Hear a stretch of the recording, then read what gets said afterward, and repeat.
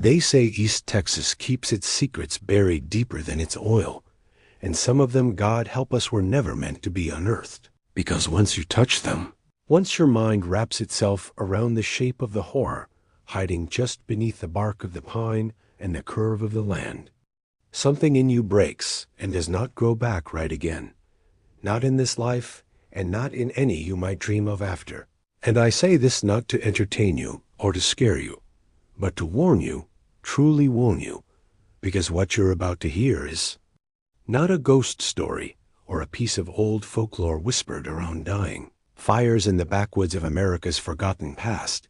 It is a documented history, obscured by time and willful silence, soaked in blood, sanctified in Scripture, and etched into the bones of over 300 men, women, and children who thought they were walking toward redemption, but found only suffering beyond imagining, and death with no burial rites, no prayers, no last goodbyes. It began with a wilderness pressed thick against the conscience of a nation just learning to call itself whole.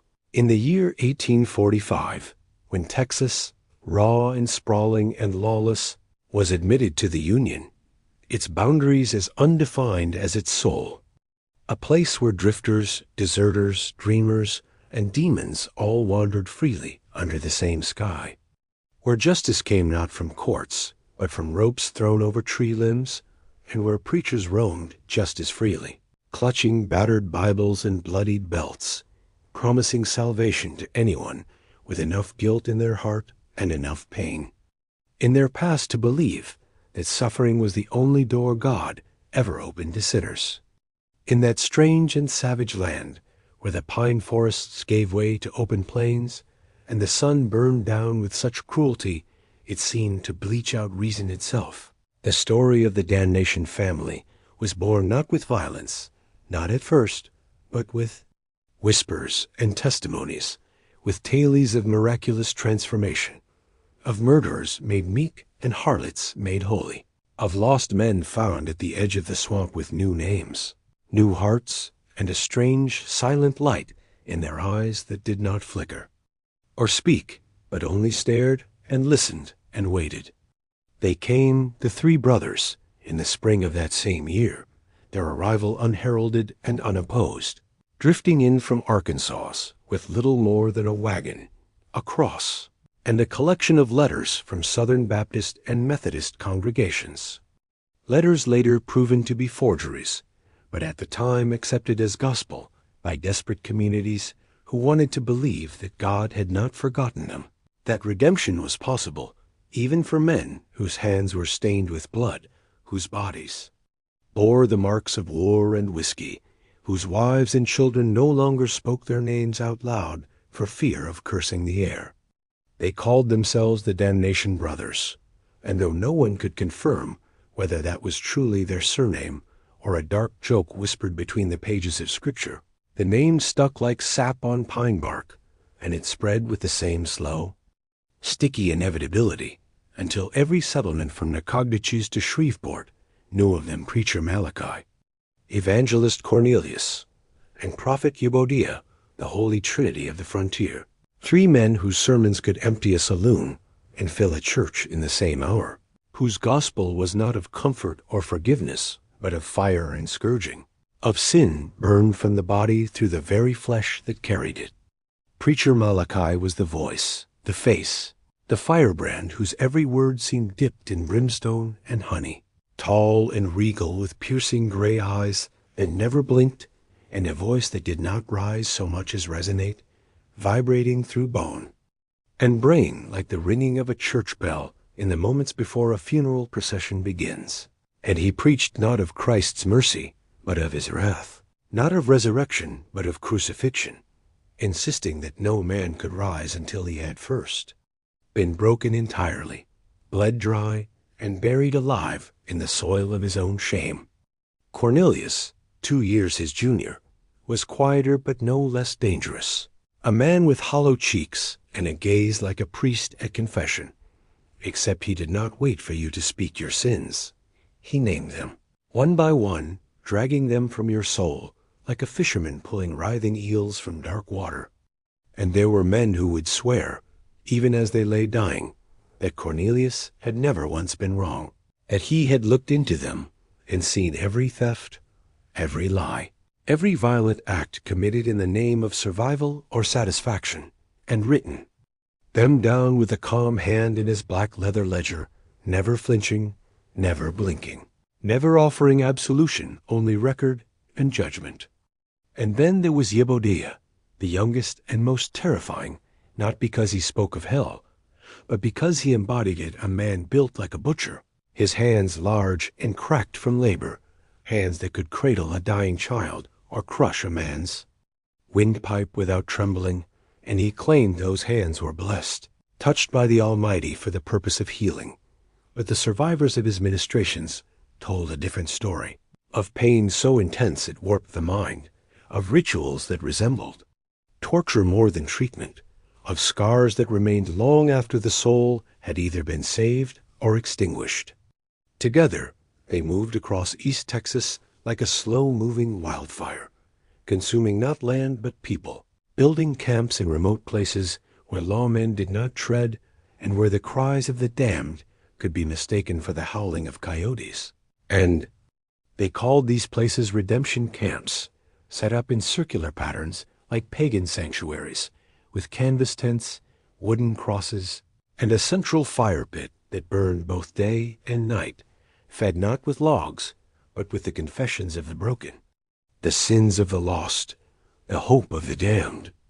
At first, they attracted the kinds of souls you might expect drifters, rustlers, whores, gamblers, men and women whose sins were written plain on their faces. But as their reputation grew, so too did their flock, and soon respectable folk began to appear at the edges of the camp's merchants who had cheated their customers, politicians who had sold their votes, widows who blamed themselves for their children's deaths, and even preachers who had lost the voice of God in their hearts and hoped to find it again in the lash, the pit, or the grave. Because that was the gospel of the Damnation Family, not forgiveness, but punishment, not grace, but pain, not resurrection, but suffering. And they promised that if you endured enough agony, enough hunger, enough fear, then maybe, just maybe, God would take notice and open the gates of heaven to you. And if he didn't, well, at least you'd die trying. And wasn't that better than living as a sinner with blood on your hands and no peace in your soul? No one knows exactly how many died in those first years, because there were no records, no graves marked with names, only rough wooden crosses bearing numbers, and the occasional scrawled word redeemed, ascended, purified. But by the time the federal investigators arrived in 1881, the body count was estimated at over 300, and what they found beneath the soil of the final camp near Caddo Lake defied belief, defied language, defied the notion that this had ever been a religious movement at all, because it wasn't just the graves, or the bodies, or the signs of torture carved into bone and flesh. It was the ledgers, the correspondence, the receipts for money sent by grieving families to support missionary work that never existed, the forged letters in a dozen different hands, all written by Cornelius, the identical phrases repeated again and again, like the refrain of a hymn. I have found peace at last, but I must go where God leads me now, far from you, to bring his word too. Those in darkness, always followed by a request for money, always with a promise of reunion that would never come. They were not preachers, not prophets, not healers. They were murderers, torturers, thieves, conmen with crucifixes, charlatans with calloused hands and unholy patience, who built an empire of suffering beneath the canopy of East Texas, who turned faith into a funnel for flesh and blood and coin, and who did it all with the blessing of a dozen churches and the silence of 1,000 who should have known better. And yet there are still those who defend them, even now, generations later, descendants of those who were redeemed, or simply those who believe that what they did, horrible as it was, served a higher purpose, that the pain they inflicted brought clarity, that the deaths were justified by the light that flickered in the eyes of those few who survived and went on to preach, to convert, to spread the gospel of the narrow path. But if you ask me, if you really want to know the truth, and I warn you again, once you hear it, you won't be able to forget it. I'll tell you this. The Damnation Family didn't offer salvation. They offered a mirror, and what they showed. US was not God, but ourselves, our capacity to believe anything, to excuse anything, to follow any voice that speaks with conviction, no matter how soaked in blood or soaked in lies. And that is the most terrifying part of all. Because if men, like Malachi, Cornelius, and Jebodiah, could exist once, they can exist again, and they won't come with horns or pitchforks. They'll come with scripture and certainty, with sad eyes and steady hands, and they'll look at you like they've known you your whole life, and say, "Come now, child, it's time to be made whole."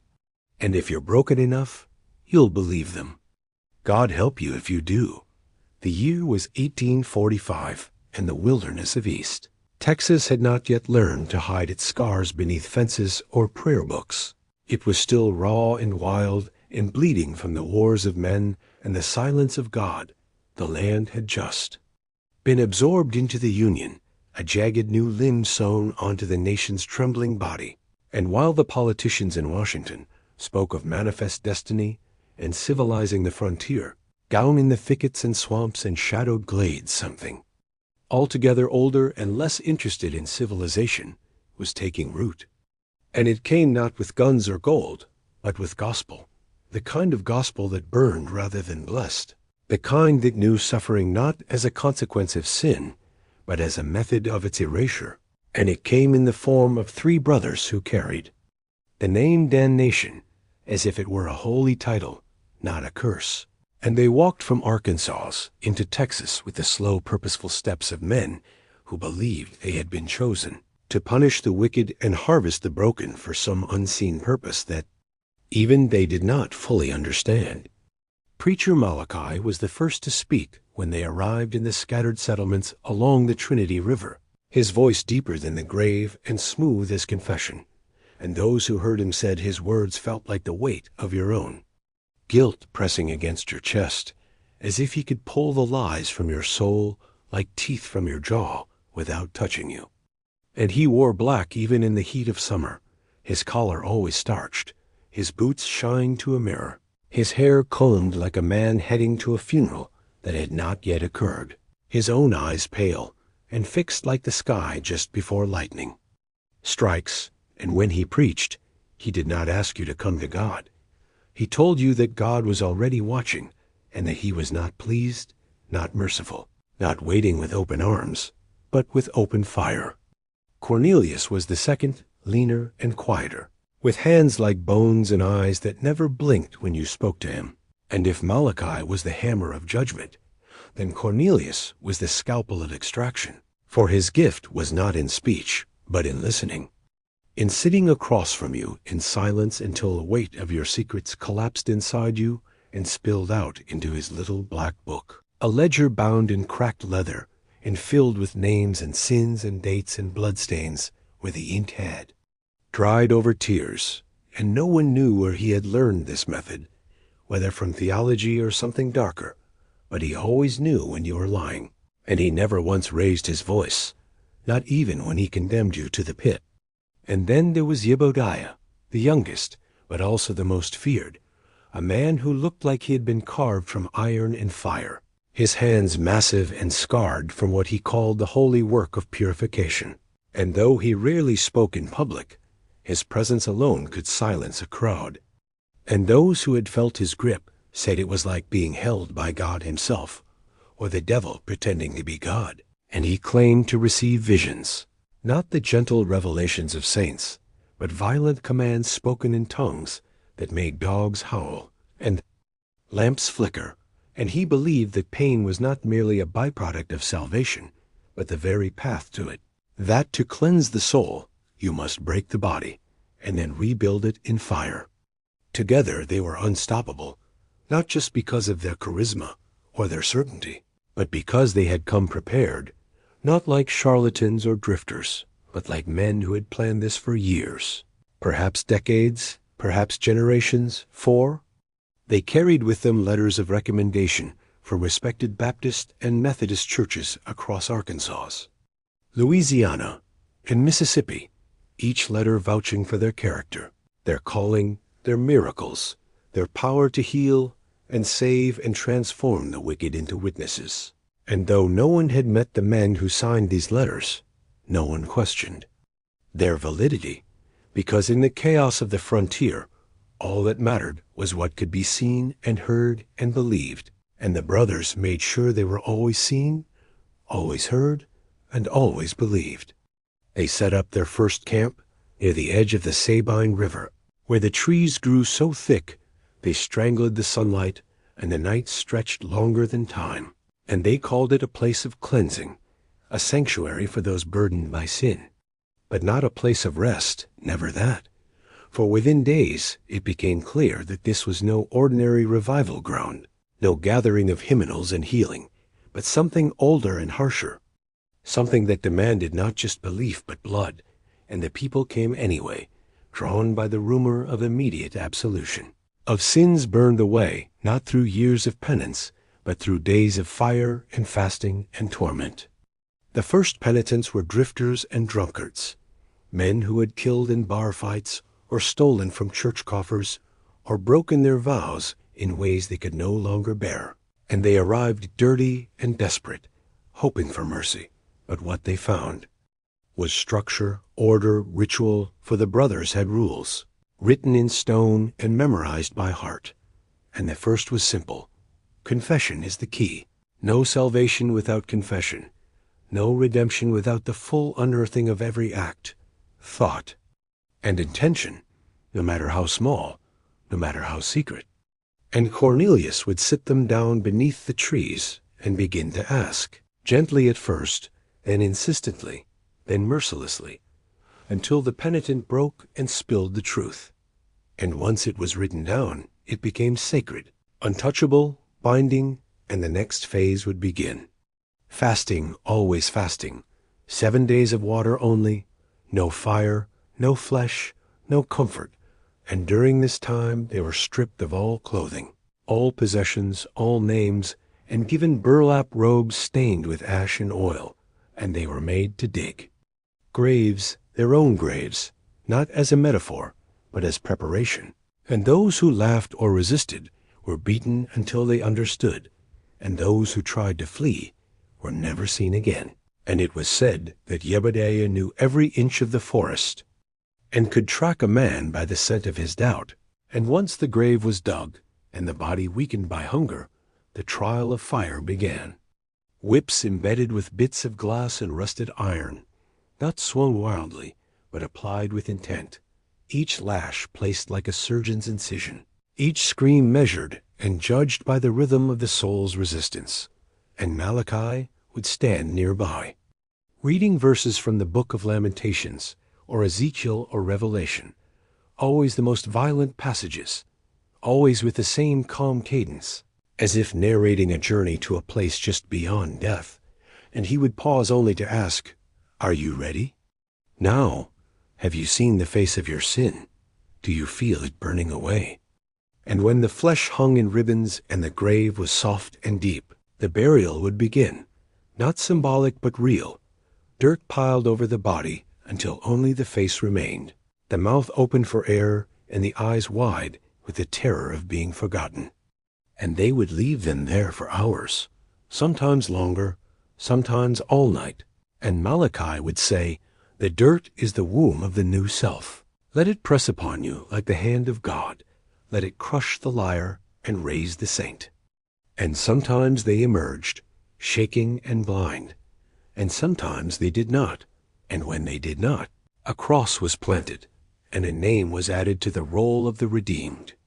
And no one asked what became of the bodies, and no one dared to question the brothers, because the ones who returned walked differently, spoke differently, carried themselves with the eerie stillness of those who had seen beyond the veil, and they spoke of joy not with smiles, but with trembling, and they thanked the brothers with the kind of loyalty that could only come from the breaking of the self, and they left quickly, sent on missions to places no one could confirm, to California, to Oregon, to the Rocky Mountains, always spreading the word, always disappearing, always gone. And back at the camps, the fires kept burning, and the crosses kept rising, and the letters kept arriving from faraway places, describing new souls saved and churches founded and miracles performed, and money flowed into the brothers' hands. Always just enough, always unquestioned, and those who sent their sons or husbands or wives into the camps would receive letters full of faith and gratitude and hope, letters written in careful hands that looked familiar but felt strange, and few ever came to visit, and fewer still were allowed inside the camp once the purification began. And if anyone asked too many questions, they were told that the path to salvation is narrow and hard, and that not all are chosen to walk it. And if they pressed further, they were reminded that God's ways are not man's ways. And if they did not stop, they were gone. And the forest swallowed the sound of their names, and the graves were dug just a little deeper, and the fire was stoked just a little higher, and the brothers smiled with the patience of men who believed that time itself served their mission. And the redemption camps continued to move, and the darkness moved with them. The camps were always temporary. That was part of the genius of their design. They would appear like smoke in the morning, mist on the edge of a forgotten town, or deep within a forest, clearing that no map acknowledged. And by the time the rumors began to take shape, the brothers were already preparing to move again. It was not just secrecy that drove this movement, but strategy, because the frontier was too vast for law to reach, and the isolation of these camps was not incidental. It was essential for what occurred. There could not survive the scrutiny of a neighbor's eyes, or the questions of an outsider, who remembered the name of the last man to enter and never saw him leave. And so the layout was consistent, always the same. Always precise, a circle of canvas tents stitched together with barbed wire threads, surrounding a central pit of fire where sermons were delivered and confessions heard, and flesh laid bare beneath the sky. Each camp was known by its number, never a name, Camp 3, Camp 11, Camp 19, and so on, as if they were counting something, as if each camp was a chapter in a growing scripture written, not in ink, but in suffering and blood and fear and in these camps the air itself felt heavier, not just with humidity or the smoke of pine wood fires, but with the residue of unspoken things, things that had no name, because naming them would give them power, or perhaps make them too real to ignore. The pine trees surrounding the perimeter always seemed to bend slightly inward, as if listening, as if judging, as if mourning what happened inside. It was in these camps that the rituals of purification were refined, sharpened, made efficient, because the frontier demanded speed and certainty, and the Damnation brothers were nothing if not meticulous in their theology of pain. They believed not only in confession, but in transformation, that a man could be broken down like a wild animal and then reassembled into something new, not better, not cleaner, but holier in a way that no church in New Orleans or Little Rock would dare to understand. They believed that the soul to be melted down in the crucible of agony and reformed like iron into a blade of righteousness, and that the only proof of salvation was obedience, not joy, not peace, not forgiveness, just obedience. Those who came were not only the filthy and the fallen, but men and women from good families with desperate secrets. A banker's son who embezzled a senator's wife with unspoken pregnancies, a preacher's daughter with unholy dreams, and they came because the brothers offered not just redemption, but erasure. They promised that whatever sin you brought with you would be torn from your flesh and buried in the dirt where no lawman or gossiping neighbor could ever find it again. They promised that you could be reborn, not through water or spirit, but through suffering and silence, and if you endured, you would be free, not in this life, Perhaps, but in the next. The process began with isolation. New arrivals were kept separate from the others, placed in tents with no light, and no sound except for the whispers of Scripture, read in a slow, monotonous tone by Brother Cornelius, who would sit outside the tent. For hours his voice a metronome of guilt and promise, until the penitent forgot where they were, or why they had come, and only remembered what they had done. And once their mind was soft, and their will unsteady, he would enter the tent with his ledger, and begin the extraction. It was not called confession anymore. It was called exposure, because Cornelius believed that sin lived in the shadows and could only be killed when dragged into the light, and so he would ask questions, not just about the acts of the flesh, but about the intentions of the heart. Why did you think it? Why did you enjoy it? What part of your soul rejoiced in it? And he would write each answer down in that cursed book. And once he had it all, once the ledger was full of vomited truth, he would pass the page to Brother Jebodiah, who would decide the method of cleansing. The methods varied. Some were buried alive. Some were whipped until their skin peeled away in sheets. Some were burned not to death, but just enough to leave scars that would never heal. And some were made to stand in the fire pit itself, not in flames, but in the smoke, breathing in the ash of the previous penitent whose purification had ended in death, as a reminder that salvation had a cost, and that some debts could only be paid in full. And all the while Brother Malachi preached not to the crowd but to the fire itself, as if God were sitting in the flames, judging the worth of each scream. And the screams were constant, not just at night, when the rituals reached their crescendo, but during the day, as well as if the forest itself had begun to speak in tongues, and the trees echoed with the sound of pain so raw that even animals began to flee the region, and the ground became too dry to hold water, and the insects vanished from the air, as if nature had decided it could no longer bear witness to what man had become. But the darkest part, the part that even the brothers did not speak of aloud, was the silence, because sometimes a penitent would reach the end of their ritual, not with a scream or a collapse or a death, but with perfect silence, their eyes empty, their mouth still, their body rigid and unbreathing, but not dead. Not exactly. And these the brothers kept separate from the others, in a tent behind the fire pit, a tent. No one was allowed to enter, and it was said that inside those tents the silence continued even when no one was near, and that those who remained silent could sometimes be seen at night walking barefoot through the trees, whispering to something that only they could see. These silent ones were called the witnessed, not witnesses, but witnessed, as if something had seen them, something not human, not holy, but ancient and ravenous. And these were not rumors. These were facts passed from camp to camp by those few penitents who survived and escaped, and they would speak of the witnessed in tones of such dread that their lips would tremble and their eyes would lose focus. And one man, a former cattle rustler who had endured 7 days in the grave pit, told a saloon owner in whispers that the witness do not die because they have already been claimed, and that to look into their eyes is to see your own damnation waiting just behind them smiling. The redemption camps did not rely on miracles because they did not need them. They did not offer cures or prophecies or healing. They offered something far more powerful: certainty in a land where nothing was certain, in a world where justice came by bullet and mercy. By absence, the brothers gave the people something absolute, and the people responded with worship, not the quiet worship of pews and psalms, but the screaming, ecstatic worship of the pit and the lash and the grave. And in this worship the brothers thrived.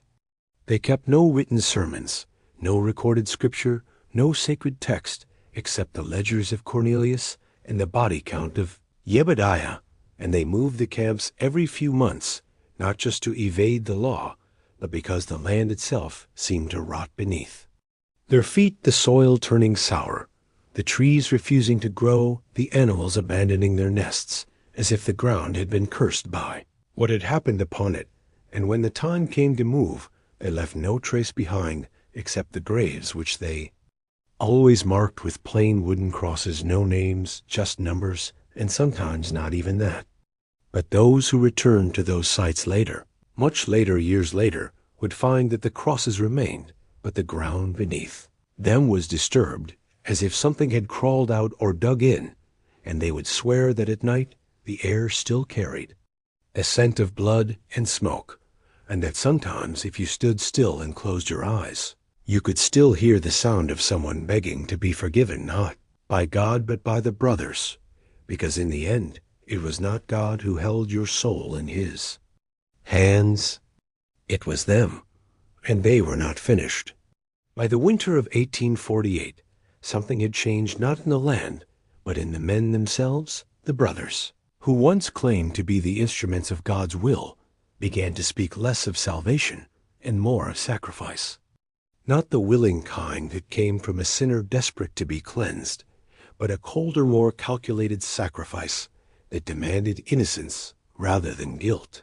And while the early camps had welcomed only those who confessed their sins, those later ones began to draw a different kind of visitor, not seekers, not wanderers, but children, yes, children, small, unknowing, terrified children, brought by trembling mothers and desperate fathers who had been told that their child was touched by evil and could be saved only through the brothers' sacred process of affliction and rebirth. It started with a girl named Miriam, barely 12 eyes wide, with fever hair like wheat and voice like a bird's trembling in the early light. Her father, a farmer named John Rigsby, had caught her speaking in tongues during a seizure, and instead of taking her to the doctor in Nacogdoches, he brought her to Camp 13. The brothers welcomed her with unnatural calm. They told the father his daughter had been chosen, not cursed, that the Lord had revealed her as a vessel, a bridge between the world of the damned and the kingdom of the saved. They said she would be transformed into a prophetess, radiant and new, her voice filled not with madness, but with revelation. Rigsby left the camp in tears of gratitude, carrying a small wooden cross carved with her name, promising to return in 1 week to see the miracle. Himself, when he came back, the tents were gone, the fire pit filled with ash, the woods silent as the grave, and no trace of his daughter remained except that cross, now buried in the frost-hard earth, beneath a tree that had begun to rot from the inside out. That winter 4 more children vanished, all under the same strange circumstances. Parents manipulated by veiled sermons or forged letters, or quiet visits from men claiming to be disciples of the brothers. They used fear as their gospel warning, that certain children bore signs of spiritual corruption, and that only through immediate and absolute purification could their souls be spared eternal ruin. These parents, these poor hollow-eyed souls, handed over their sons and daughters without question, without protest, because something in the brothers' voices, something ancient and terrible, convinced them that this was not a choice, it was destiny, and if they disobeyed, they were not just condemning their child, but cursing generations to come. And so the camps changed, no longer temples of redemption for the guilty, but theaters of agony for the pure. The rituals adjusted, the instruments evolved, the words grew darker. The fire pit now burned constantly, not just at night, and the ledger of Brother Cornelius filled with entries that no longer described theft or adultery, but strange phrases, strange drawings, strange signs, symbols not from the Bible, but from something older, the ink darker, the parchment scorched around the edges, as if resisting the truths written upon it. And it was around this time that the forest itself began to change. Settlers reported hearing children's voices in the trees, giggling, one moment screaming, the next, and always from a distance that seemed to shift like wind through water. No one could say exactly where the sound came from, or why it stopped when you moved towards it. Even the animals began acting strange, deer with eyes clouded, like milk wolves that walked upright for 3 steps before collapsing, snakes with white scales and open wounds along their backs. No one could explain it. The land became cursed in a way that made even the most hardened men feel cold in their marrow. The redemption camps now left no campfires, only burned rings of black earth that refused to grow again, and when travelers passed through those forgotten places, they spoke of dreams, strange ones, nightmares of children buried alive, of sermons carved into skin, of songs sung in voices not quite human, of eyes watching from under the soil, blinking, never closing, always watching. And the most terrifying part was this: these dreams were shared not just among those who visited the sites, but sometimes among people hundreds of miles away, as if the darkness had begun to travel, to spread, as if the Damnation Family had found a way to seed their gospel across time and space, infecting the dreams of the innocent with images that could not be forgotten. A physician named Dr. Helena Cates, who had previously been stationed at Fort Jessup, began collecting accounts from those affected by the dreams. She documented 53 cases, all with the same recurring imagery: a child tied to a post surrounded by robed figures chanting in a language no one recognized, and behind them, always the same symbol burned into the trees, into the flesh, into the sky itself: a circle within a triangle within a flame. Dr. Cates took her findings to the local church, only to be told that she was courting blasphemy, and when she sent them to the state authorities, her correspondence was never answered. Days after she mailed her final report, her small clinic burned to the ground, the cause never determined. She vanished the same week. But the most damning account came from a man named Levi Hutch, who had worked as a tanner near Camp 16. He spoke little and drank often, but one night he told the saloon a story that made the firewood crackle louder and the lamps flicker, as if the walls themselves rejected his words. He had been hired to remove hides from livestock the brothers used during their rituals, but what he found was not the hide of cattle or hogs. It was too soft, too small. He said it had the fine hairs of a child's scalp, the delicate pattern of youthful skin, and when he refused to continue, they offered him more money, more drink, even a chance at purification. But he fled into the swamp and stayed drunk for months, only returning to civilization when he ran out of coin and breath and dreams. He was found one morning hanging from a tree just outside the boundary of what used to be Camp 17, on his chest, carved with a hot blade, the words, "I saw them burn." And still the redemption camps grew more secretive, more nomadic, their locations whispered through coded letters, their movements hidden by floods, by smoke, by bribes to wagon masters and station agents. And it became clear that the brothers were no longer just preachers or torturers or killers. They were something else, something more. They had become a movement, an infection, passed not by word or deed, but by belief. And they no longer needed to convince, only to suggest, and the faithful would come on their knees, ready to suffer, ready to give up their children, their memories, their lives, and ask for nothing in return but the silence that came after. Because by now, even the law began to fear them, not because they were untouchable, but because they were untraceable. Every time a deputy or ranger tried to follow their trail, it ended in death, madness, or disappearance. Some officers simply never came back. Some came back and shot themselves in the head without speaking a word. And one man, a federal investigator sent from Washington, was found wandering naked through the pine barrens, whispering verses that do not exist in any known Bible, lines about the flame of eyes and the voice behind the wind and the book that writes itself in blood. The Damnation Family no longer needed tents or crosses or fire pits. They had become legend, and in that legend they had become untouchable, because in the frontier there are two things stronger than bullets: belief and fear. And the brothers now commanded both like kings of a kingdom buried beneath the roots of a forest that no longer welcomed the sun. And as the years passed and the bodies mounted and the trees grew twisted and the soil turned black, it became clear to those who still watched from a distance that the camps were no longer about salvation or suffering. They were about something older, something primal, something buried before the birth of Christ, before the first gospel, before the first word, and the Damnation brothers had found it.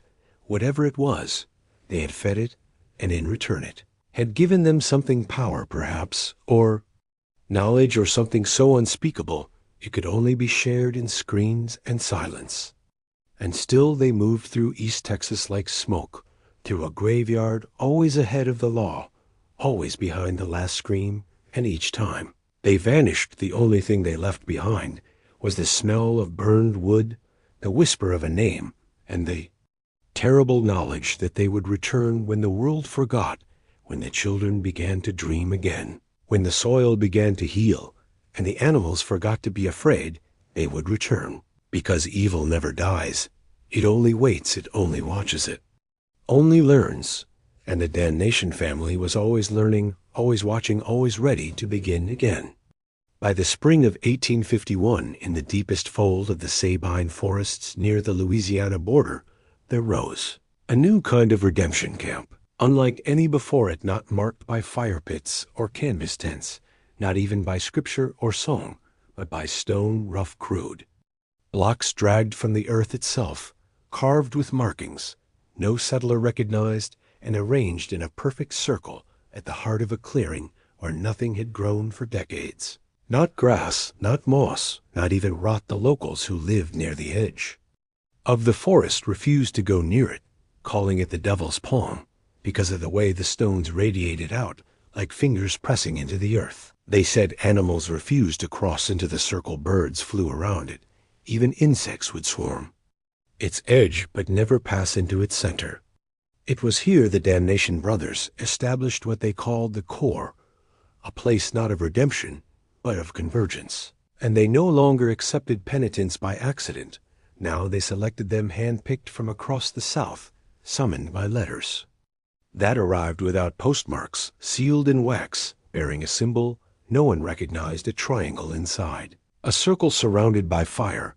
Those who received these letters spoke of a strange compulsion of dreams that led them to wander, of voices that rose from water or from beneath their floorboards, calling them by name, not their birth name, but one they had never spoken aloud, not even to themselves, and always the same command: find the core.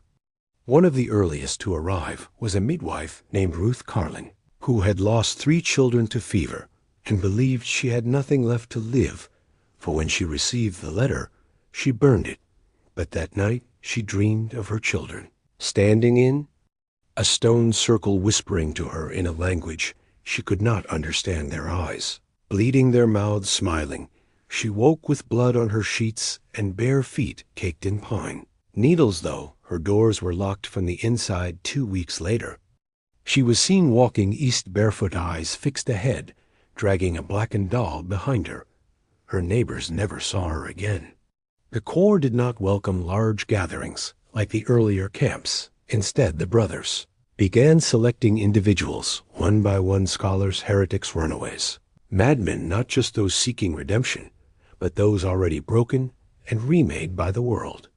They had been told there was something waiting for them at the core, something not of man, not of spirit, but something older, deeper, a voice not to be heard, but absorbed, something that spoke in rhythm, not in sound. And when they arrived, they did not return, not because they were kept, but because they would not leave some dug shallow graves and lay in them, waiting for the soil to cover them. Others knelt before the stones until their knees split open and bled onto the carvings, and a few walked into the woods and never came back, leaving behind only their clothes and small piles of teeth, as if the forest had taken everything but bone. Those who watched from afar said the core glowed at night, not with fire, but with a pale, cold light like moonlight, underwater, flickering, rising, falling, as if the stones themselves were breathing.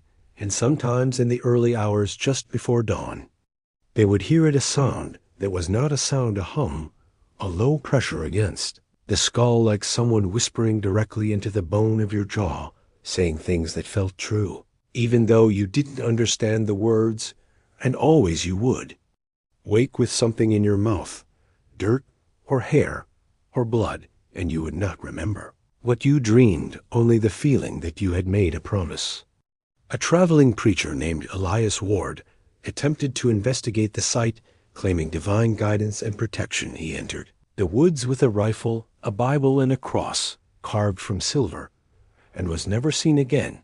3 months later, a child playing near a stream found his silver cross embedded in the bark of a tree 10 feet above, the ground scorched at the edges and vibrating as if it held a heartbeat. Dyer Elizabeth Thornton, who had once testified against the redemption camps before disappearing herself, was rumored to have found her way to the core. Some say she returned briefly wandering barefoot through Shreveport, muttering equations carved into her arms with a knife. Others claim she wrote a final letter to a colleague in Galveston, describing the core as a resonance engine, a living artifact left behind by something not of this world, not divine, not demonic, but something in between. Something left to be found once mankind had degraded enough to match its frequency. She called it the mouth of echoes and warned that the brothers had learned to feed it. Feed it not with blood or fire or prayers, but with memory, with confession, with the raw material of suffering. They called this act rendering, and it was during the period between 1851 and 1855 that the most horrific disappearances began, not of known penitents, not even of the guilty, but of entire families. Small towns would wake to find a house empty, breakfast, half-eaten clothes, still warm doors unlocked, but no bodies, no signs of struggle. Only one thing always the same at the center of the house, a circle drawn in soot with a stone in the middle, just one, never the same kind, and always marked with a single carved eye. Witnesses who arrived early enough said they could hear something faint beneath the floorboards, like whispers or like scratching, and sometimes music, never human, always off, always just loud enough to freeze your blood, and when they tried to remove the stone it would shatter, and inside they would find small things, teeth, fingernails, eyes dried, and wrapped in black string, no two stones the same, but every one exactly as horrifying. By 1856, a former U.S. Marshal named Owen Bragg was commissioned by the state to investigate these disappearances. His journal, now locked in the archives of a private historical society, tells a story so bleak it was kept classified for over a century. He described arriving at the site of a missing family near Nacogdoches, only to find the house completely intact, livestock, alive dogs, chained to trees, children's toys scattered in the yard, but no people, not one, not even footprints, as if the ground itself had swallowed them. He camped near the house, hoping to find clues, but that night he heard a voice, not human, not beast, not wind, something that spoke directly to his blood, something that promised him understanding if only he would lay in the soot circle and close his eyes. He did not obey, but his men said the next morning his eyes were completely black and his skin burned to the touch. He never spoke again, and a week later he walked into the forest and vanished. His journal left behind open to a final page that simply read, "I heard the truth, and it has no shape." The core was never destroyed. No fire could consume the stones, no water could erode them, no blade could chip them, and over time they became a myth, a haunted ruin, whispered about in the camps of ex-slaves and the pages of Forbidden's diaries, a place where the lines between pain and worship blurred, where the human mind ceased to be a boundary and became a vessel for something that had waited longer than time itself. The Damnation brothers had made contact, not with a god, but with something older, and they had not bowed, they had bartered. And what they received was not power, not immortality, not even wealth.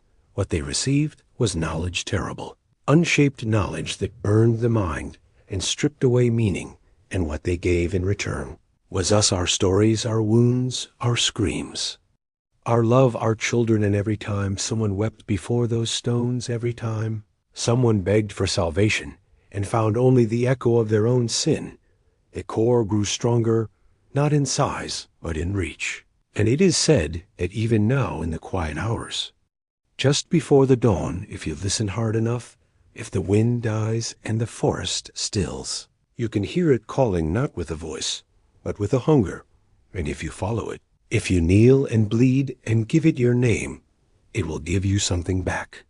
But you will never understand it, and you will never want to, and you will never forget it. Because the core is still there, waiting, listening, and the Damnation Family is still feeding it in ways we do not yet understand, in dreams, in grief, in the moments between heartbeat and breath, and all they need to return is our silence, our forgetting, our doubt, and they are already closer than you think, just behind the trees, just beneath your bed, just outside. The circle you draw in your mind when you try to believe the world is still safe. The core is older than salvation, older than sin, and it does not want worship, it wants you, and it does not need permission. By the winter of 1857, with the core now fully active, and its influence stretching silently into the bones of every surrounding township, the Damnation brothers no longer needed to preach from pulpits or draw the desperate with promises of salvation. For now, the forest itself had become their scripture and silence, their sermon, and people came not in caravans or convoys, but alone, walking from miles away, without horses, without provisions, without shoes, bleeding from the soles, yet smiling with the serenity of martyrs, whispering verses that no man had written, their eyes already gone, hollow as if their souls had been carved out and carried ahead of them into the woods where the stones waited, still breathing, still pulsing beneath the soil like a wound that refused to close. It was during this season that the most inexplicable disappearances began, not just of sinners or seekers, but of lawmen, judges, physicians, surveyors. Entire chains of command erased from the frontier without a trace, sometimes leaving only there boots, sometimes a tongue pinned to a tree with a nail made of bone, sometimes nothing at all, except the faint smell of blood and pine and something, older something that did not smell like death, but like the memory of death, a sweetness that curdled the stomach and made strong men weep without knowing why, and the sound they heard when they followed that scent was always the same, the whispering of things that should not have mouths, and the sobbing of children that no one had birthed. In the town of Muriel, just west of Caddo Lake, a census official named Abram Delvin arrived to complete a routine head count and found the village. Seemingly thriving livestock penned laundry-drying children playing in the dirt, but there was no sound, no speech, no laughter, and when he spoke to the children, they smiled but said nothing, not with lips or eyes or hands. And when he walked through the homes he found the adults seated at their tables, unmoving but alive, their eyes fixed corners of rooms where no windows existed, their lips moving in silence, repeating the same 3 syllables over and over until their tongues began to bleed. Delvin stayed one night in that town, and when he returned to Jefferson, he was bald and toothless. And unable to speak, he scratched a single word into the wall of his quarters before hanging himself with his census sash core.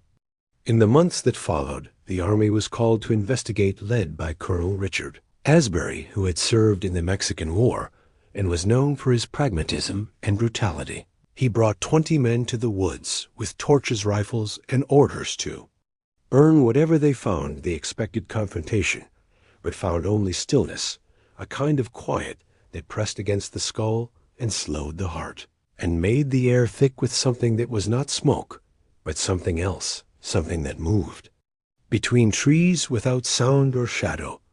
And as they approached what maps had marked as the redemption camp, they found the stones, arranged not in circles now, but in spirals, leading into the earth where no cave had ever been recorded. Of the 20 men, only 3 returned, one missing his eyes, the other his right hand, the third would not stop laughing, and when the army surgeon attempted to sedate him, he bit through his own tongue and choked on the blood, the survivor who lost his hand. Corporal Samuel Vint wrote in the margins of a medical report before vanishing from the hospital in Galveston, "There are no men here, only masks and mouths and teeth, too many teeth." It was then that the name of the Damnation family was struck from official records, not out of denial, but out of fear, because to speak it aloud was to invite dreams, and to dream of them was to bleed, and to bleed was to be seen, and those who were seen did not remain for long. So the story was buried not with shovels, but with silence and lies and reassurances that the world was still sane, and the government still capable, and the church still sovereign. But none of that mattered to those who had seen the core, because what they had seen was not the devil, and not God, but something far older, something that predated prayer and mocked language, something that consumed belief like fire consumes dry grass, and left only screaming in its place. A freedman named Elias Boone, who lived near the edge of the forest, claimed to have found a boy walking naked in the snow, his eyes white as skin, purple with cold, but his lips unchapped and his breath steady. He said the boy spoke in perfect Greek, and called himself Lazarus, but not the one you think. And when Boone brought him home to warm him, the boy stared at the fire and said, "It hungers louder than I do." Boone was found a week later in the woods, his body intact, but every bone in his body reversed, as if someone had peeled him like fruit and stitched him back with no care for function, only form. The boy was never found. Dr. Elizabeth Thornton's research notes, which were retrieved decades later from a locked vault in a convent outside New Orleans, described the core as a convergence point, not between heaven and hell, but between thought and hunger, between intention and instinct. She believed the Damnation brothers had found not an artifact, but a place where the membrane between idea and flesh had thinned to the point of rupture, and that the rituals they practiced were not acts of cruelty, but acts of creation. She called it inverse Genesis, and believed the victims were not being killed, but rewritten, reduced into components of thought, memory, sound, and suffering, to be used in whatever purpose the core had for them. She described a phenomenon known as acoustic rendering, where the screams of penitence were recorded not in wax or ink, but in the earth itself, impressions etched into the frequencies of the trees and soil like fossilized trauma, and that if you stood in the right place on the right night and opened your mouth, the air would force those screams back into you, and you would hear everything they felt, and everything they feared, and everything they knew, and it would become part of you forever. And the next time you closed your eyes, you would see the core not as it was, but as it had always been pulsing beneath the skin of the world, waiting for a wound big enough to walk through. She vanished in 1859, and her final letter was mailed from a town that no longer exists. It reads simply, "I heard it call me by my true name, and I must go home, forgive me." By the time the Civil War consumed the nation, the redemption camps were no longer necessary. The Damnation family no longer needed tents or sermons or even faces. Their influence had bled into the architecture of belief itself. They had become a myth, and myths do not need bodies. They require only repetition and pain and silence, and every man who wept in a chapel, and every woman who begged for mercy, and every child who prayed in the dark for something to protect them.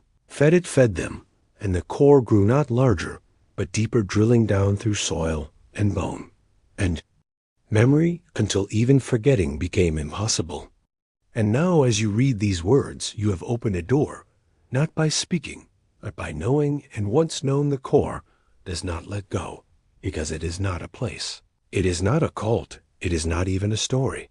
It is the gap between stories, the black space between sentences, the silence between screams, and once it finds you, it begins to shape you, not with knives or fire, but with understanding, and you will feel it in your sleep, in the moments between thoughts, in the weight that presses against your spine when no one else is in the room, and you will know it by the taste of copper in your mouth and the echo of a name you have never heard, but that still feels like yours. The next section will tell you what lies beneath the core, but know this before you choose to continue some things. Do not return once seen. Some words cannot be unspoken, and some truths do not set you free, they unmake you forever.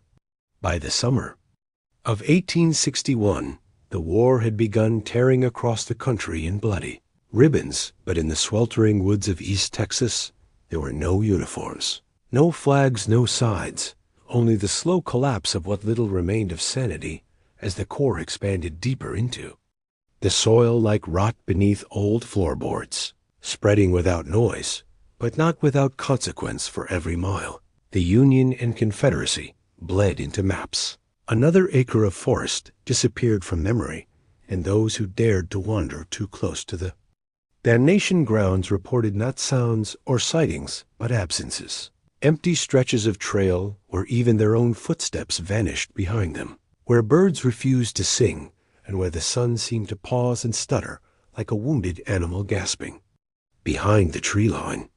It was around this time that the few remaining records begin to fragment, not just in content, but in form letters with backward writing pages stained in patterns resembling veins rather than ink survivor accounts where every sentence ended in the same word regardless of the question or context.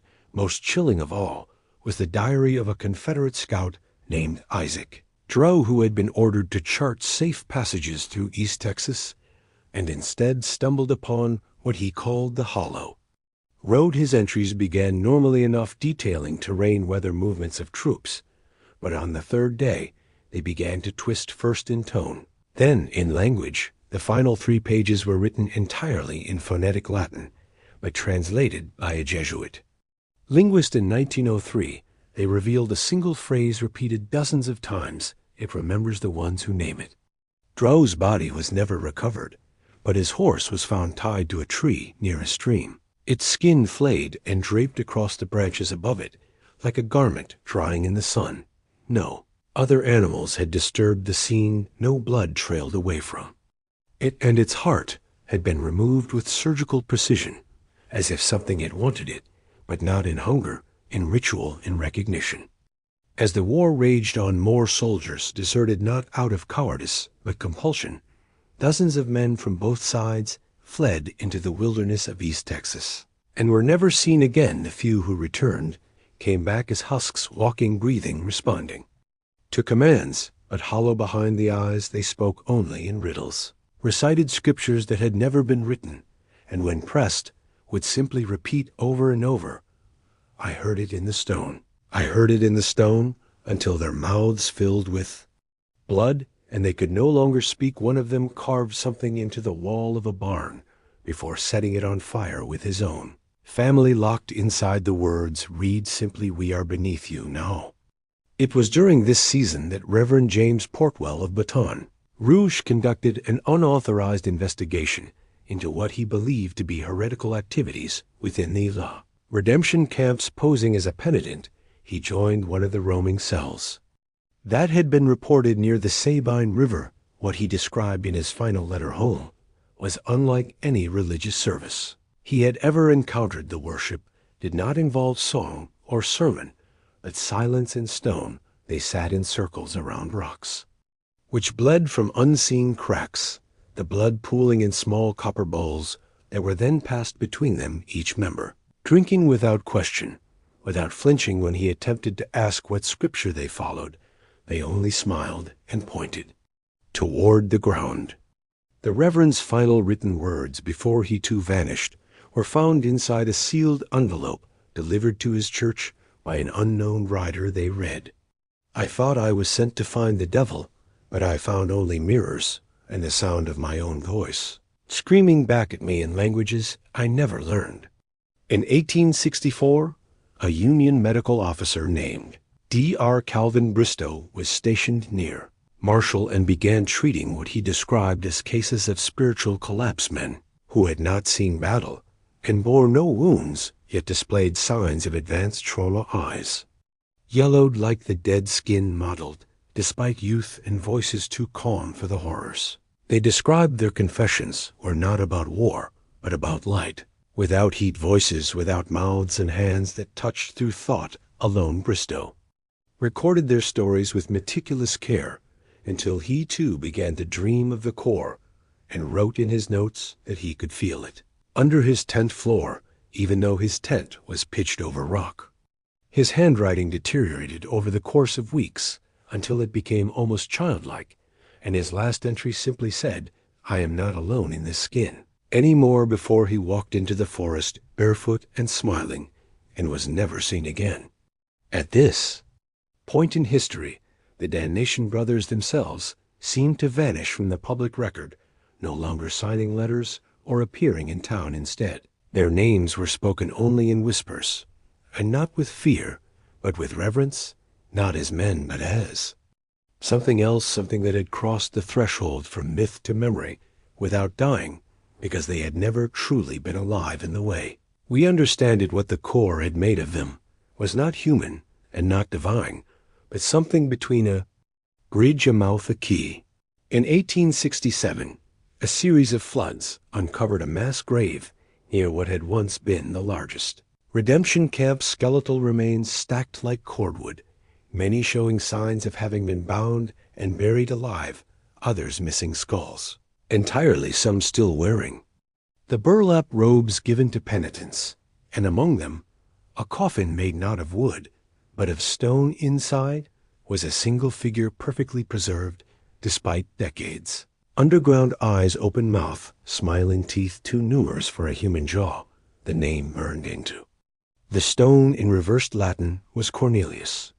The authorities who exhumed the site reported strange symptoms within hours, vomiting, migraines, hallucinations, and in one case, complete identity loss. A sheriff who forgot his own name and began writing scripture in blood on the courthouse walls. They tried to burn the body, but it would not take fire.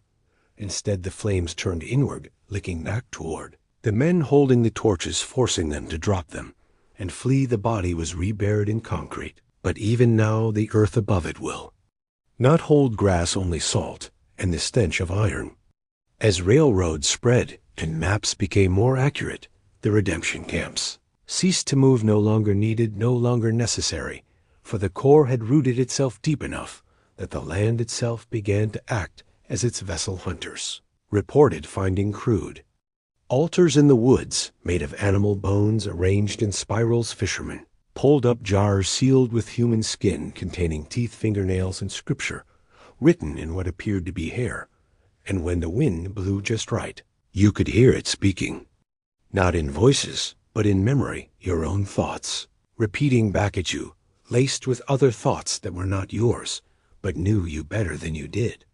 The darkest testimony came in 1869 from a railroad worker named Benjamin Crane, who had been sent with a team to survey a new line through East Texas. He kept a journal of his experiences, and on the 9th day recorded the following: "We lost 2 men last night, no screams, no sign of struggle, just gone. But we found their boots outside our tent, filled with teeth.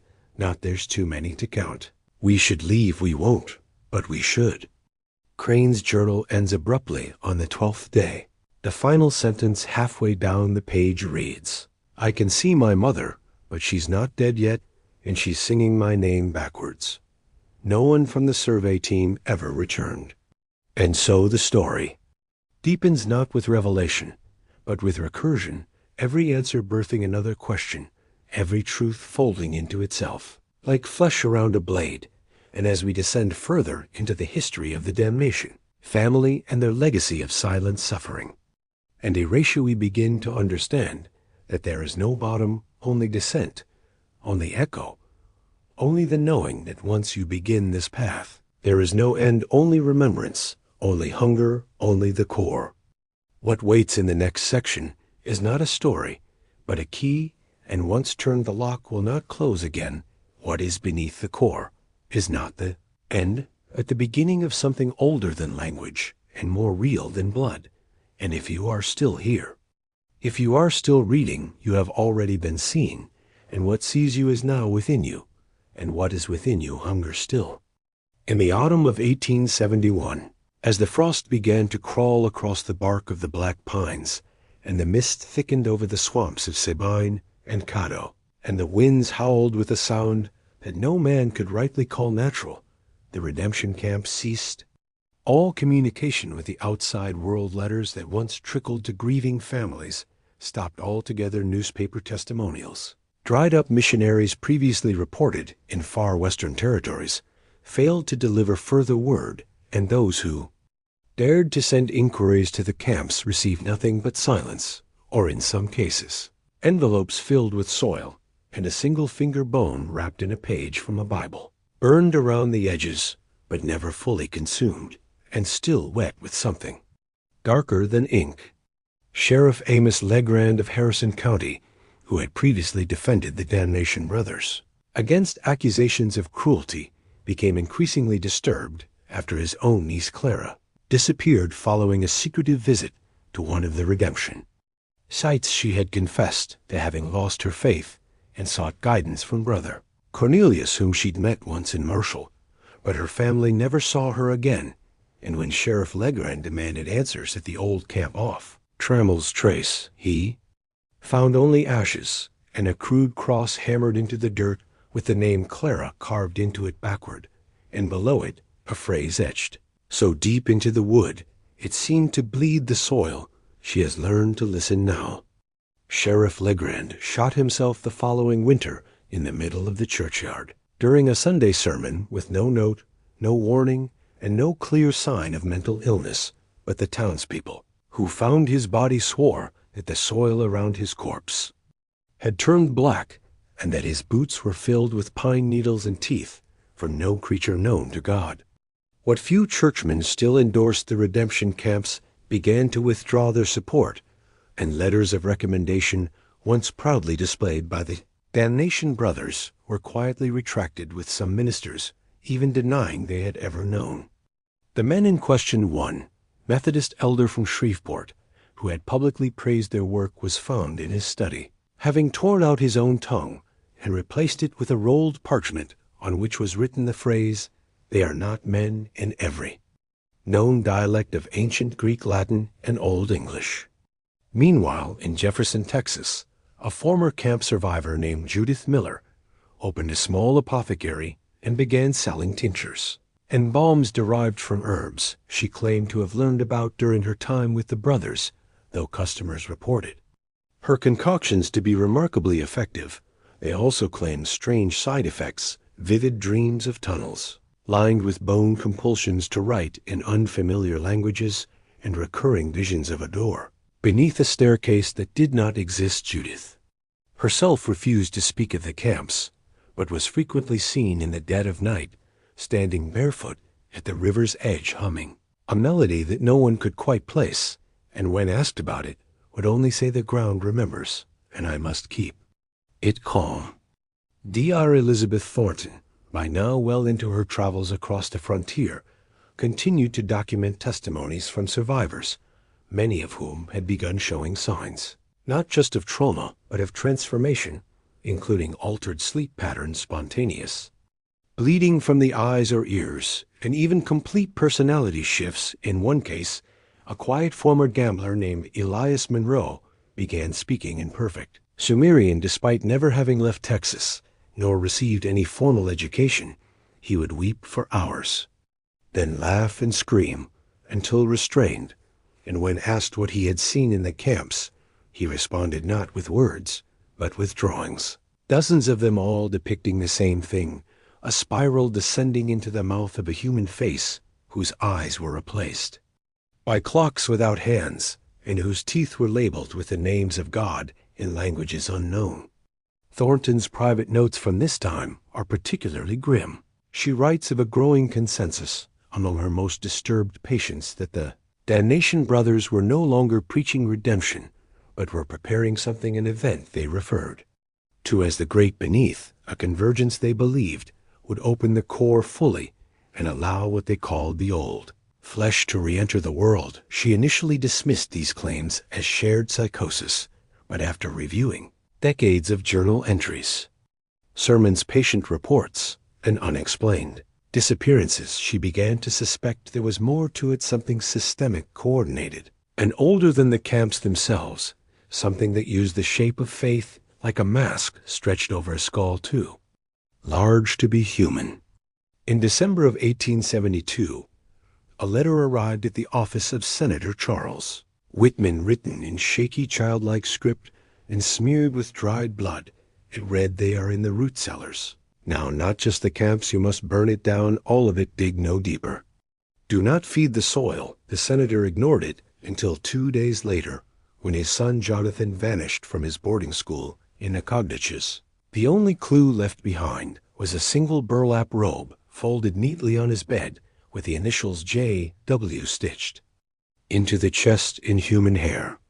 Whitman launched a private investigation, hiring former Rangers bounty hunters, even Pinkerton agents, but none returned, and each attempt seemed to awaken something deeper as reports began flooding in from across the state of animals born without eyes, trees growing in spirals, and rivers that ran red only in the moonlight and never when studied by daylight. Surveyors, the map of East Texas itself seemed to blur with every new attempt to chart it, with trails, shifting rivers appearing where none had been, and old cemeteries rising from the ground in places where no graves had ever been dug.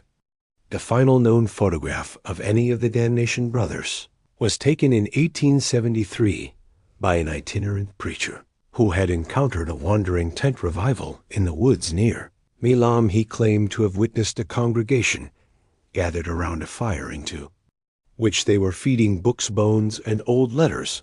The men leading the sermon were dressed in black, their faces obscured by veils, but one lowered his covering just long enough for the camera's long exposure to capture a face that was both familiar and wrong, a face with the features of Malachi Damnation, but impossibly aged skin like cracked leather and eyes so empty the photographer described them as wounds rather than organs. The preacher who took the photo vanished the next day, and the photograph itself reportedly caused nosebleeds, seizures, and spontaneous vomiting in every person who viewed it for more than a few seconds. It was locked in a church vault and later destroyed after the priest tasked with its safekeeping disappeared into the basement and never emerged. And now, as the timeline edges closer to the federal investigation of 1881 and the revelation of the private ledgers and the mass graves and the testimony of those few who survived, there comes a darker understanding that perhaps the camps were not meant to purify, but to prepare, that the pain was not a punishment, but an invitation, that every sin confessed was not forgiven, but recorded and stored and fed into something ancient. Beneath the pines, something that does not understand morality. Only hunger, only names, only the slow binding of souls to soil through ritual, fire, blood, and silence. What comes next will not be testimony, it will be reckoning. And if you are still with this story, if you have followed each step into the deeper spiral, you must ask yourself, now, not whether it is true, but whether it matters, whether knowing is any different than believing, and whether the core has already seen you and named you and waits now just beneath your feet for the door you do not remember building to open and for you to walk through without ever asking why. In the spring of 1874, when the rains came late and the crops turned brittle and the air in East Texas began to smell faintly of rust and rot, something shifted beneath the land itself. Not an earthquake, not a storm, but a deep tremor felt only in the bones of those who still lived near the old redemption camps, and in the dreams of children who woke screaming about eyes in the ground, and songs in the dirt, and faces pressed against the floorboards that whispered secrets through the knots.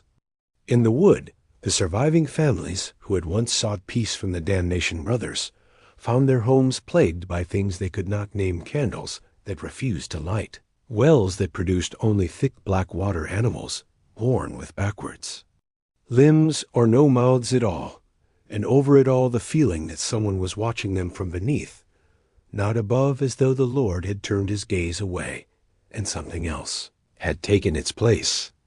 It was around this time that a man named Abel Green, a former Army scout who had long since turned to trapping in the backwoods near Caddo Lake, stumbled upon a clearing he swore had not been there the week before the trees surrounding it had grown in a perfect circle, bent inward as if bowing, and at the center stood a single wooden table covered in old leather books, glass jars, filled with teeth and hair and something else he would not describe, and a single candle that burned without consuming, its wax casting a light that made no shadows and hummed softly with what he described as the sound of distant screaming heard through water.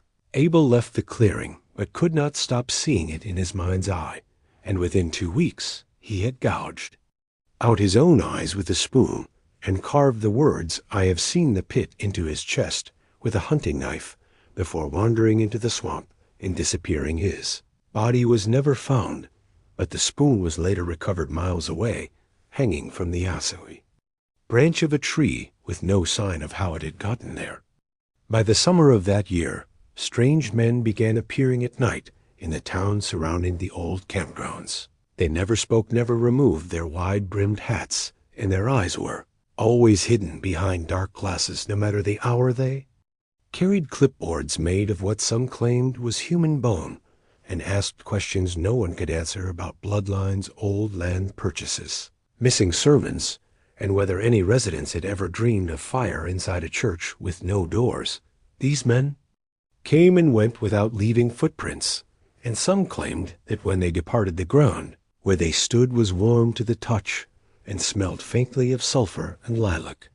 Meanwhile, Dr. Elizabeth Thornton, who had continued her relentless pursuit of understanding the psychological toll of the camps, began receiving anonymous packages left on her doorstep, each containing a single page from what appeared to be one of the damnation ledgers, though the language was neither English nor Latin, and seemed to shift each time it was read. The ink on these pages smelled of copper, and when she tried to burn them, the fire recoiled, and the pages only grew colder, as though made of something that had never been alive. Each page was accompanied by a lock of hair, a strip of flesh, or a broken piece of bone, and once by a single tooth carved with symbols so precise she wept upon seeing them, though she could not say why. She kept the pages in a locked cabinet, but claimed they sometimes rearranged themselves, whispering in the voices of patients she had lost, or who had vanished, or who had never been real to begin with. That autumn in the town of Bellwood, a boy named Isaac Reeves, aged 9, walked into the town square at dusk, wearing a burlap robe and carrying a small wooden cross scorched black and marked with the same backwards carving found on Clara Legrand's grave. He stood silently for hours, staring into the distance, unblinking, unmoving, and when approached he opened his mouth and released not words, but a low moan that matched the exact frequency of a church bell ringing underwater. Several witnesses reported bleeding from their noses and ears, and one elderly man fell dead on the spot, clutching his chest and whispering the name Jebodiah again and again until his lips turned blue. Isaac never spoke again, never ate, never responded to touch or sound, and eventually died in his sleep with a smile so wide it split the corners of his mouth and eyes rolled back to reveal nothing but white. He was buried with care, but when his grave was checked a week later, it was empty, and the earth beneath it had hardened into a substance that no tool could pierce.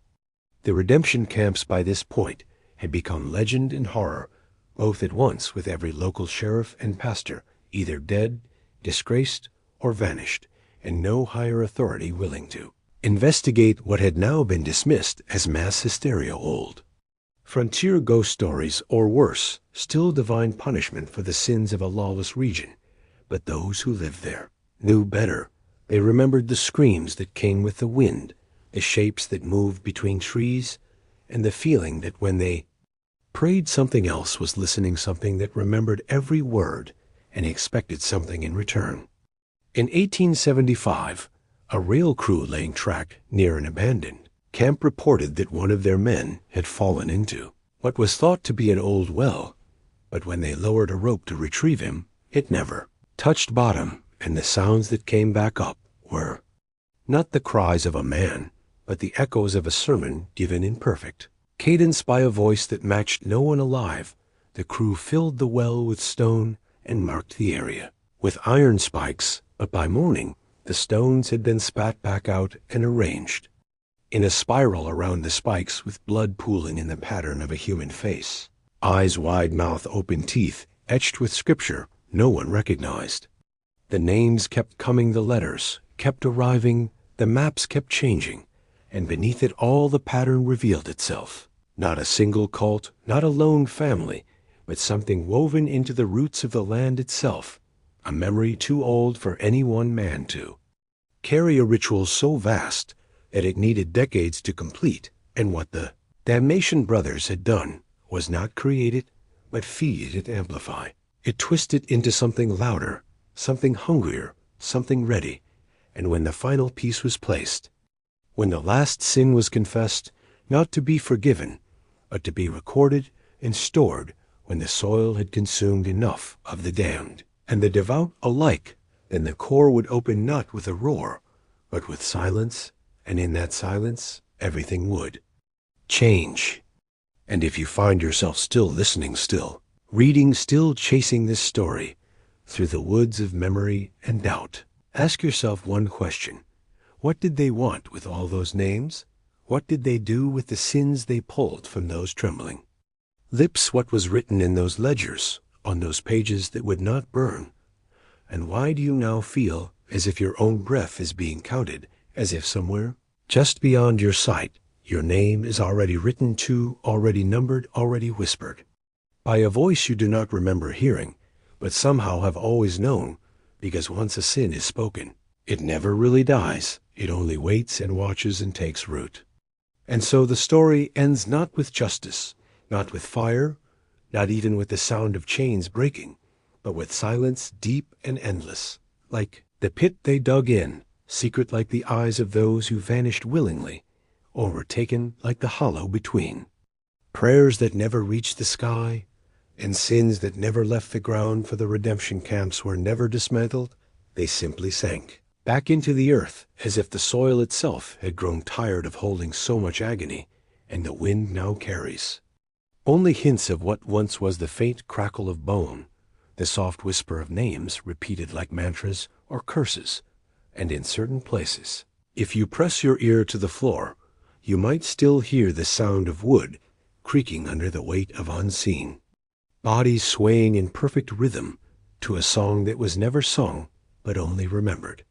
The Damnation brothers were buried without markers, but even now the grass refuses to grow above them, and those who've tried to build over their resting place have found their hands blistered, their children sickened, their dreams filled with fire and ash. The ledgers, once locked away in government archives, now sit forgotten in a basement, sealed with iron and salt, but no one dares to read them again, not after the last man who did scratched out his eyes and carved the words, "I am forgiven," into his chest with a piece of glass from the mirror he shattered just moments before collapsing.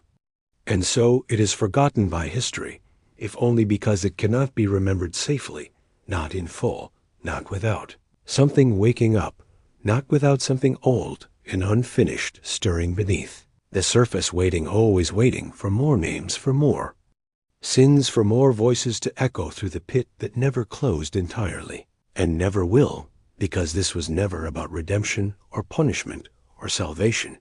This was about appetite. This was about turning belief into flesh and confession into fuel. This was about the lie that pain can purify, when all it ever does is multiply and spread and grow teeth in the dark. Some say the camps were just one chapter in a larger book, one ritual among many still ongoing in basements beneath quiet churches, or in remote compounds disguised as schools or sanctuaries, or in rooms you walk past every day without knowing what was once done inside them. And maybe that's the worst part, not the blood, not the graves, not the screams that never end, but the silence of a world that keeps turning as if none of it ever happened, as if the earth itself is trying to forget what it helped to hide. But it did happen, and it still echoes. And now you've heard it, and now you know, and you'll never pray the same way again, because something heard you listening, something heard your name and smiled.